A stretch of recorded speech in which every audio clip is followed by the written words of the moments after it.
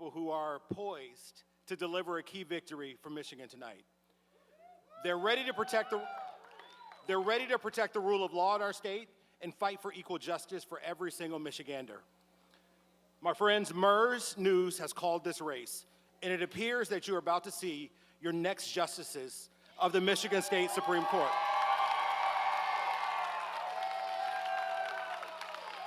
Please join me in welcoming Justice Kyra Harris Bolden and Kim Ann Thomas.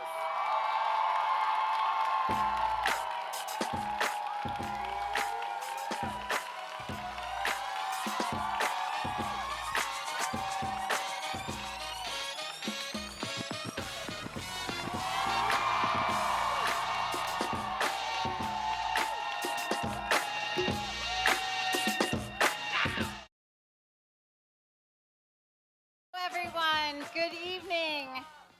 I'm Kimberly Ann Thomas, and I'm so grateful to the people of Michigan for their interest in this race, for their votes and their voice for the importance of the Michigan Supreme Court.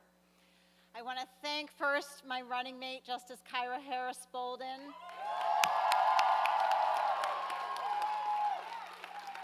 For her support and for going through this journey with me. I also want to thank my family. My husband is here and my kids are here, and I hope that they saw that I practiced what I preached to them, to see their mom do something hard that I cared about and that I didn't know whether it would work out or not, but I gave it my all, and so I really am grateful for their support here tonight. I'd also like to thank the rest of my family who's present tonight, as well as my friends who have supported me, who have brought me vegetables, who have sent me encouraging texts, as well as my campaign team who has been amazingly hardworking and also kind to me throughout this entire process.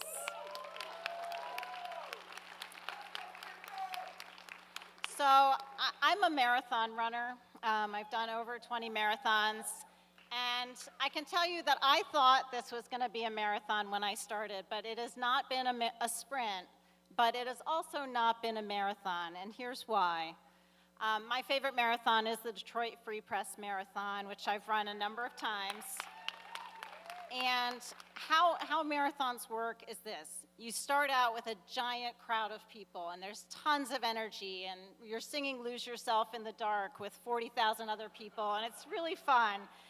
And then in the Detroit Marathon, you go over the bridge, and you watch the sunrise on this beautiful city, and there's still tons of people there. But what happens by mile 13 is you sort of start being on your own.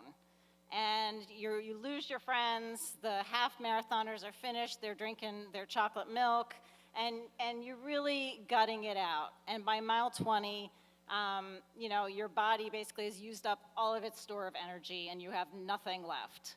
And it's really just mind over matter, and you're out there on your own. And so by the time you get to Belle Isle and the Detroit Marathon, you're just sort of there at mile 22 by yourself, gutting it out. And so I thought this might be a marathon. But what I've learned is that it's the farthest from that. That the further I got into this, the more people carried me along. That I met people across the state, in Ann Arbor and Detroit and Houghton and Muskegon and Sheboygan and Monroe and everywhere else, who cared deeply about our courts. And they wanted a court that was fair and that promoted access to justice. And that I found the further along that I got, the more and more people were with me and that carried me along. And so I am so grateful to all of you and to everyone who helped me get to this night. So thank you so much.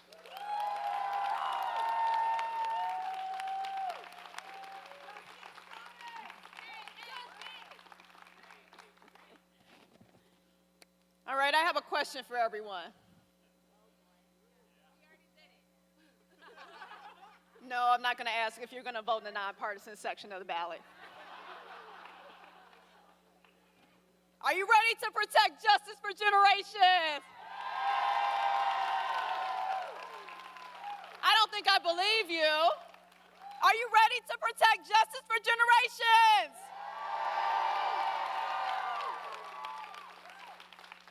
Well, I want to express my sincere gratitude for each and every one of you that, I'm sorry.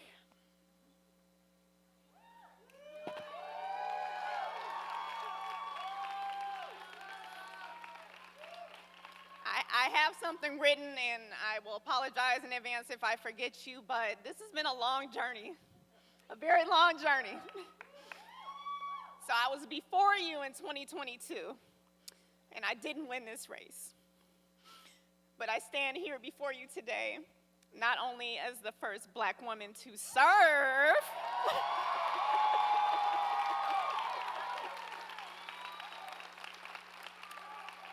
on the Michigan Supreme Court, but the first chosen by each and every one of you. So for everyone that poll greeted, for everyone that wrote a postcard, for everyone that put an ounce of energy into this very, very important race, our sincere thank you. Thank you to my campaign staff for everything that you've done, for pushing me and propping me up when I needed to be pushed and propped up during this race. I want to thank Governor Gretchen Whitmer for appointing me.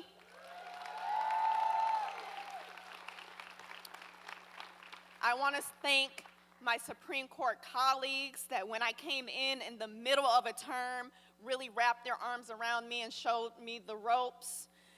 I want to thank my husband, who is in the crowd somewhere, right? Yeah. I want to thank my parents, and I want to thank my daughter Emerson, who has been my greatest inspiration for running, for doing this, for pushing me to places I didn't think that I would be able to go. So this is slightly embarrassing. I had something completely written down, and I hope I didn't forget you.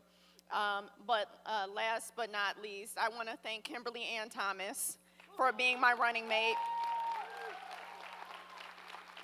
You all have no idea how difficult it is to run a statewide race, especially a judicial one. And having a partner like him has been so important to me throughout this entire race. And so, for the last time, I would like to do our little chant.